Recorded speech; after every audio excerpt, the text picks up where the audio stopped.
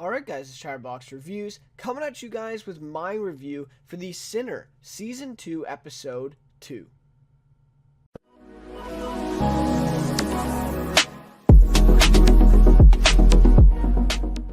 Alright, so I was thoroughly impressed by this episode this week, I have to say. Really crazy. I mean, the premiere was pretty good, set up some great things, and the very end of the episode I thought was pretty much like in the beginning part, the first 20 minutes of that first premiere episode here of season 2, I didn't think much happened. Like really nothing much happened except for the actual scene where the crime takes place, right? And it goes down and we see that, and then, but otherwise not much going on in the first 20 minutes there. But then we got a great cliffhanger at the end of last episode leading into this one. And I honestly feel like this episode was really, really great. I just was really dazzled by it. They gave us, they set up all this stuff about Mosswood. And then at the very end, they went into Mosswood. So the way they set that all up and made, the scene, you wanted to see that scene where they went into Mosswood and looked around. And so the way they set up, that was very well done. The flashbacks in this episode were really, really well used. I thought it was, very appropriate, very relevant, the flashbacks that we did see. So I do want to just apologize, though, that this review is up so late. Episode 3 is coming out tonight, so I'm about a week late, to be honest, for this review. But do want to get it out. I want to keep up with the episodes week to week here for my reviews. So hopefully I will have a review up, every week. So I'll have 8 reviews by the end of the season here. And then, it's just more of a complete kind of collection then, per se. If someone is coming back watching reviews, whatever, then I have all 8 episodes, and I just like having the full collection rather than skipping an episode here and there. Just a little bit inconsistent. So anyways, guys, let's get into a little bit of a recap for this episode. Then I'll talk about my rating, favorite character in this episode, and some more overall thoughts. But just initial thoughts here is really great episode. Really, really great episode. So anyway, so we start off here in episode 2. So Miss Walker, who we learned that her name is, what is her name again? Vieira, I think. Viara or something like that is her actual name, but they refer to her as Miss Walker, and then we find out her name a little bit later on. So I'm going to be kind of referring to her as Julian's mom or Miss Walker. Maybe I might say Vieira, I'm not sure. But that's how I'm going to refer to her anyways in this little review here. But anyway, so Carrie Coon plays this character, of course, Vieira Walker, or Julian's mom. She does an amazing job, by the way, in, limited time so far that I've seen her. I know that, she's going to be great in the rest of the season. She's really good. So anyway, so his mom shows up and is told by Harry and Heather about the crime that Julian has committed and that he's already confessed to it, right? And so she is, totally, she's kind of, she doesn't really have a leg to stand on here because her son has already admitted to this, and they have all the proof that they need right now. And so Harry and Heather are pretty much in a perfect position right now. She's coming in to talk to them, but what is she going to do about it, right? So she tells them that it was not, so the people who are with Julian were not actually his parents, right? But people who lived on the property, and they simply just forgot his bag, right? And so that's why there was no bag pack for Julian. Of course, Harry questions her right away and says, okay, well, even if they weren't, his parents, why didn't they pack a bag for him? And whatever. So anyway, so they simply forget his bag at the place, and then the address she gives Heather raised an eyebrow for Heather because she says it's a property that 20 to 30 people live on, kind of a community in a sense too. So it's a very weird situation. We kind of get that vibe that it's kind of something's not quite right with it, or at least that's what people think, right? They don't prove that, but that's what people think, that there's not. There's something that's not quite right about it. And the property is named Mosswood, and it's kind of well known around the town, right? We see a scene with Tracy Letts' character, Heather's father. Yeah. So it's her. Is it her father? I guess it is. Yeah. Okay, yeah, I think it's her father, Tracy Letts. Yeah, I'm kind of blanking here. Yeah, no, I think it is her father. If he's, that's her father. Yeah. So, anyways, we see a scene with him, and he talks about Mosswood and what he thought about it. So he tells that story of the football player hanging himself after he went into Mosswood. So obviously, like, there's a lot of stuff around this Mosswood property, and obviously Vieira is kind of the head of the property and lives there. And so right away when she gives that address and she says that she lives there and that Julian lives there in turn, raises some eyebrows here, right, for Heather and Harry as he kind of learns more about it, because he's from Keller, but I don't think he quite knows all the stuff about Mosswood as he has been gone for many years, right? So then, Julian's mom meets with him at the foster home and essentially makes him not confess to making the tea again, right? So she basically tells him not to help them at all going forward, right? Not to help Harry or Heather at all. And I don't know how I feel about this, because they already got the confession from him. Were they like recording it? I don't think so though. So I don't know what's exactly going on here. They got a confession from him the other day, and then now in this scene where the mom is sitting beside Julian on the couch, he is consistently denying the claims that Harry and Heather are making, right? And so it's like, well, does that even mean anything at this point, right? They already got the confession, so like, do they need another one? So anyways, I don't know exactly, what that means. I mean, will they need that confession in court, or is the confession that they got, that they're going to just tell what he said, like they're going to tell a judge what he said. So that's very interesting there, but obviously she's manipulating him right away that we see here and telling him, no, do not confess, do not tell them what happened. And he's following her orders, because he's basically just denying it over and over again in this scene, which is really frustrating for Harry and Heather, by the way, after they just got a confession out of him, like the day before, and then now, he's switching up his story completely, right? So then, as they walk out of the foster home, Julian's mom says, "My son is so far beyond anything you can understand. You have no idea." Damn, right? Like, what does that mean? It could mean a lot of things right now, and it really grabs Harry by surprise, I think, because we see his face after she says this, and he's like, what? Like, he is really confused, and I think all of us are too, right? So what does this mean? I mean, is she actually giving away something that it has a condition or something like that, and that's why Harry could not understand them, or is it something deeper than that, right? We don't know yet, but I really like that line. That was maybe one of the best lines in the episode, and I think it rings true, because we know what this kid just did last episode to start this whole story, and obviously we're having a hard time understanding him. So so I really like that line there from Vieira, or Julian's mom. So then we see Heather begins to have flashbacks to her past, and I really, really enjoyed these flashbacks this week, along with Harry's flashbacks throughout the episode as well. But anyway, so Heather, her and her girlfriend, which the girl, now I went back to this, I watched this part in the episode again. I don't think it's actually her girlfriend. I think it's just a close friend, I think, because I think in this scene the girl actually goes with that guy into the barn. So I think that she is straight, and we know that Heather is lesbian, right? I think we do know that. I think Tracy Letts said that last week in the episode. I could be wrong. Correct me if I'm wrong, but I'm pretty sure that we learned that. So I don't think it's her girlfriend per se, but I do think they're, really close friends, right? And anyway, so she is from Mindhunter, her friend. She plays, I don't remember her name in Mindhunter, but she plays Jonathan Groff's girlfriend in that. She does a really great job on that show, and she did a really great job in the scenes in this episode. So anyway, so her and her girlfriend are looking, or her and her friend are looking out at this Mosswood property. I think this was maybe, I don't know, like 5 years ago, I would say. Yeah, maybe about less than that even, maybe 3-4 years ago. So looking out on this property, on this big rock, and that's, of course, where Heather is standing in current times, so that's why she's remembering this. So Heather proposes that they go down to join the other people, right? She's like, you know what, why don't we see what they're doing down there, right? And so then they go down, right, and they're just kind of walking around and looking at all these people around this fire, and then suddenly this man comes in the bushes and finds them, right, and tells them to join them around the fire, says, you guys are welcome to join us, come join us.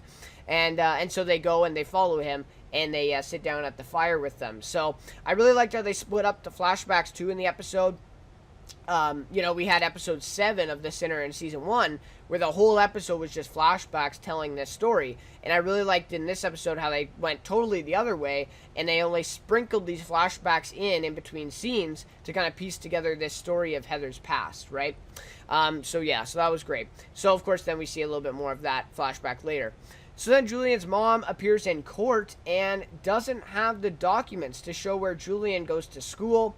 And she says he's homeschooled, but she's not a registered homeschool teacher. So the judge is just not really having it, right? Now, I don't think, the judge doesn't get mad or anything, but she's just like, no, like, I'm not giving you custody if you don't have these things. Come back and then we can talk.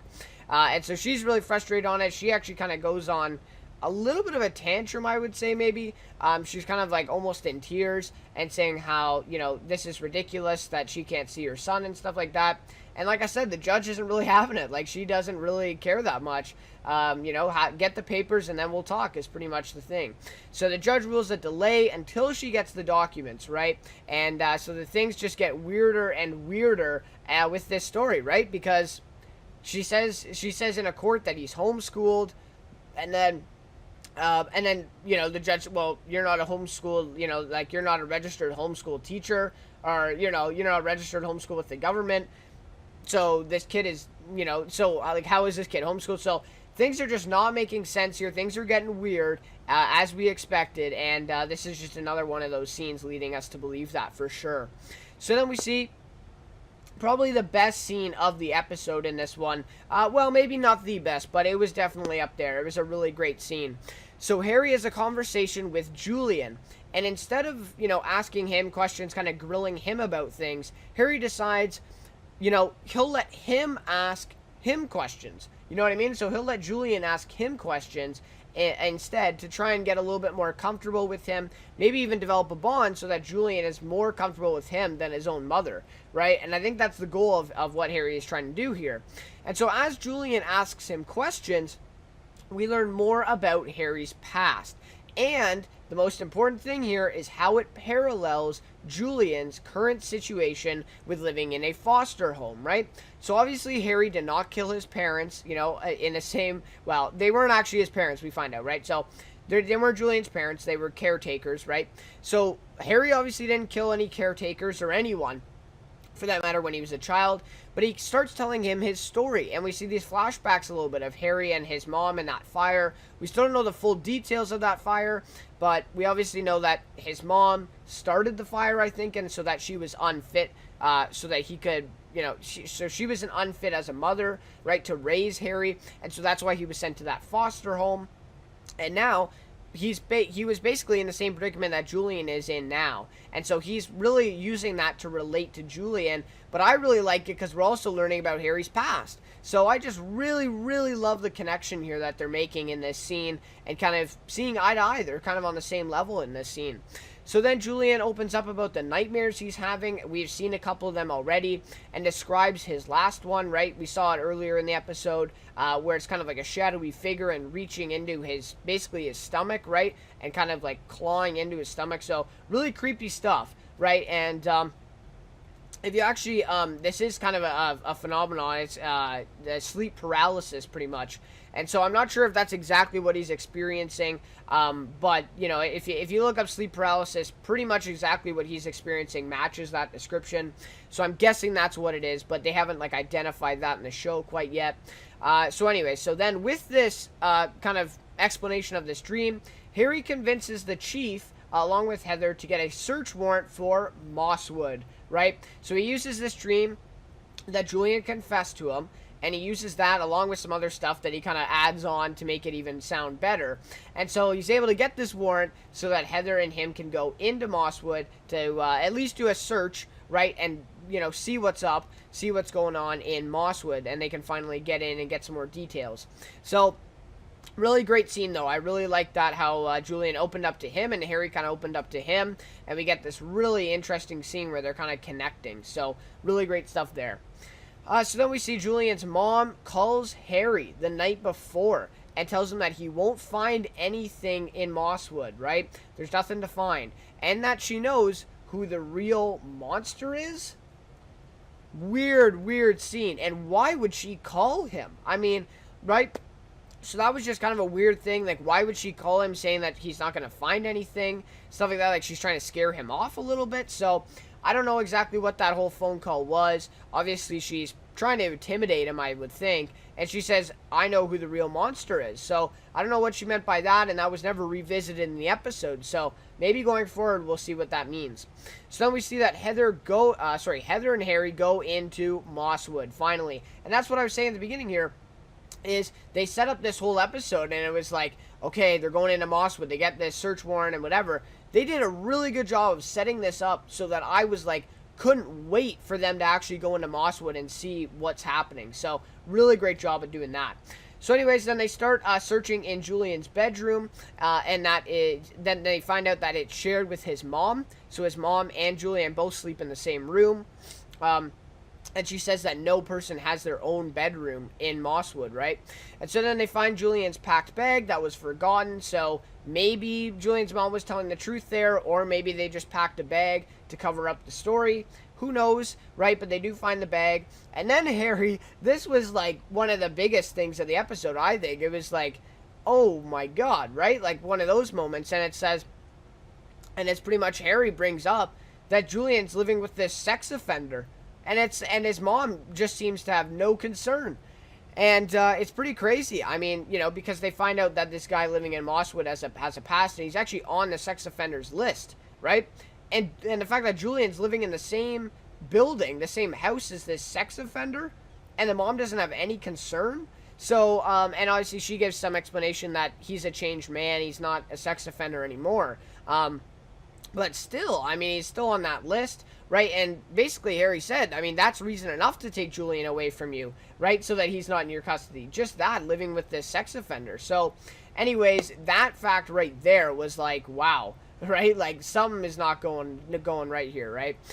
So then, so that was really great. And then in between here, we have another little flashback scene with Heather, and she's remembering more of that night as her and Harry walk around the property, and her girlfriend, or her friend, whatever, walks into the barn with that guy at the fire, and she already has a bad feeling about things, right? Heather's already saying, you know, no, you probably shouldn't go into that barn, right? You know, we should probably go. And her friend does it anyways and goes into this barn with the guy. And then we see in current times where, you know, Heather actually sees the barn, right, on the Mosswood property. So that's something that Harry doesn't know, or pretty much anyone knows, that Heather's been there before and knows something has gone wrong there, right? And so then we get that scene, of course, at the very end of the episode. So I'll get to that in a second. But first, this was maybe the biggest scene of the episode here. So that flashback was good. Then back to present. So Harry and Heather search the supposed parents' things, right? So we find out they're just caretakers. They're not his real parents. Harry notices a girl is wearing the supposed mom's necklace. This is where things get kind of, you know, this is chilling, right? This is chilling stuff. So he asks her why this supposed mom would give it to her if she was only leaving for a couple of days, right? Like, good question. Why would she give you her necklace, if she was just leaving for a couple of days and coming back, right? Like, what does that make sense, right? And then Harry says, they weren't coming back, were they? And he says it to the girl, and you see her face right when he says it, and, you know, you just, oh my, like, that was just a really chilling scene there, and you just see her face, and you know, she's obviously she's not gonna reveal that, but I think just by her face you can tell, yeah, they were not coming back, right? That was not the plan. So then we see that Heather then notices the man out the window is the same guy who was at the motel the morning that they went in, when they found out Julian had killed these supposed parents, right? And, crazy stuff, right? So Heather sees the man who's at the motel, so that's something shady going on there. Did they pay off that motel guy to say something, right? Probably. And this other girl's wearing this necklace of this girl. So really, two big details coming in here from Mosswood, and then Harry says, I think we're done here, right? So he pretty much has enough to go off right now. He knows something is not right here, right? And so then he tells Heather he thinks the two were escaping with Julian. They were abducting him even, right? And so then Heather says the whole Niagara Falls trip was a hoax. So this is the mindset that they are in right now. That's what they believe. And some really great stuff going forward. Harry has a nice scene here with Vieira actually talking about how people can change and stuff like that, which I thought was kind of impactful for Harry. As we know, we're starting to learn his past a little bit. But yeah, so that was a nice scene there. And then the very end of the episode here, we get Heather slipping off, and she tells, the guys to basically keep walking, right, so that people don't notice that she just left. And so she slips off walking to go to that barn where her friend went in those flashbacks and look around. She goes in and she finds this large rock statue with blood marks on it. What? I mean, it was really random, came out of nowhere, really. And my question is, did her girlfriend ever, or her friend ever return? Is that who she's looking for right now? Right? What does this rock mean? Was her friend on this rock? Right? So, huge cliffhanger at the end of the episode, and that is the end of the episode there. That's how it ends, where she, is looking at this rock in this barn. So, really weird stuff there. Something's going on, and I feel like Heather's going to get to the bottom of it. So, that will just about do for the recap. Alright, so now my rating for this episode, I'm going to give it a 4.7 out of 5. I just really liked this episode. Again, that connection that they made between Harry and Julian, kind of mirroring, right, Harry's past with Julian's current situation. That was really great. The flashbacks for Heather was really great in this episode, developing her character a lot, right? Like, she's a pretty big presence right now in the show. Just a lot of good stuff, and then the way that they set up this whole Mosswood thing, and then they finally went in at the end of the episode, got some, chilling details about what's going on, and probably what is leading them to think that the whole thing was just a hoax, and that maybe Julian was even getting abducted. So, a lot of mystery here for sure, and a really great episode. So the one thing or a couple things I will say is Tracy Letts and Bill Pullman's interactions confuse me. I mean, episode 1, it was like, okay, maybe they're just trying to build this relationship up between the two again. And then he had another weird scene in this episode where he's asking him to go fishing or something like that, and Harry's like, oh yeah, I'll get a rain check.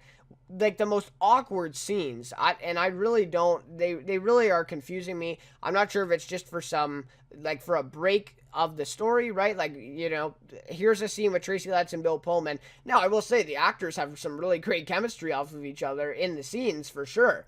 But just the way that these conversations play out, they really have nothing to do with the story.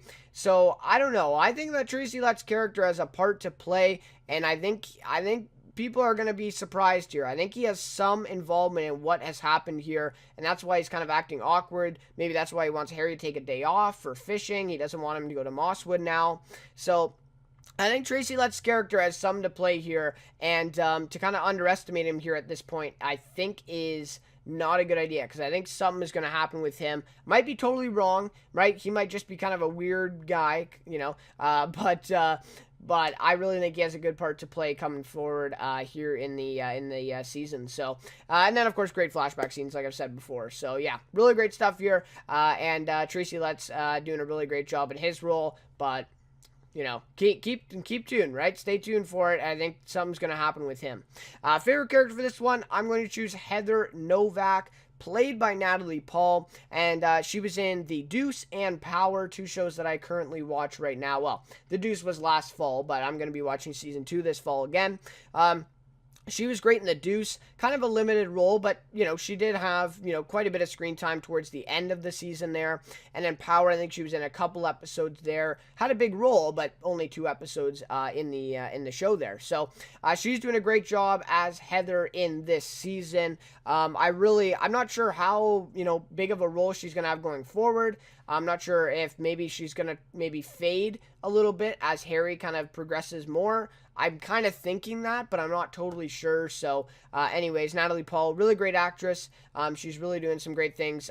So I'd like to see her in more shows, more series going forward. I think she definitely deserves it.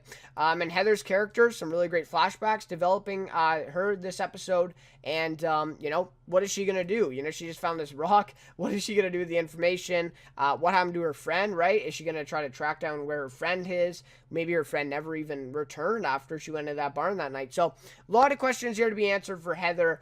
And next episode, I can't wait. So, anyways, guys, that'll just about do it for my review of The Sinner, Season 2, Episode 2. Again, I apologize for it being almost a week late now. So it is what it is. But episode 3, I should have my review out either Thursday or Friday. So tomorrow or Friday. And yeah, so hopefully I'll have that out for you guys then. And if I don't, should be on the weekend. But anyways, please stay tuned for the reviews every single week for The Sinner Season 2. Really would appreciate that if you guys stay tuned and keep tuning in the reviews. But anyways, guys, thank you so much for watching this one. Thank you so much for the support on the channel. Can't thank you guys enough. We're almost at 160 subscribers, 67,000 views or something like that. So really thankful, guys. And Let's Talk Television doing really well as well right now. Loving that series. So, check out my recent episode on the channel too. It is up now. So, anyways, guys, again, thank you so much for watching this episode. This review, and I will see you next week or in a couple days for the next episode of The Sinner Season 2, which will be episode 3. We've crossed every line, broken every boundary. Now it's retribution time, 'cause the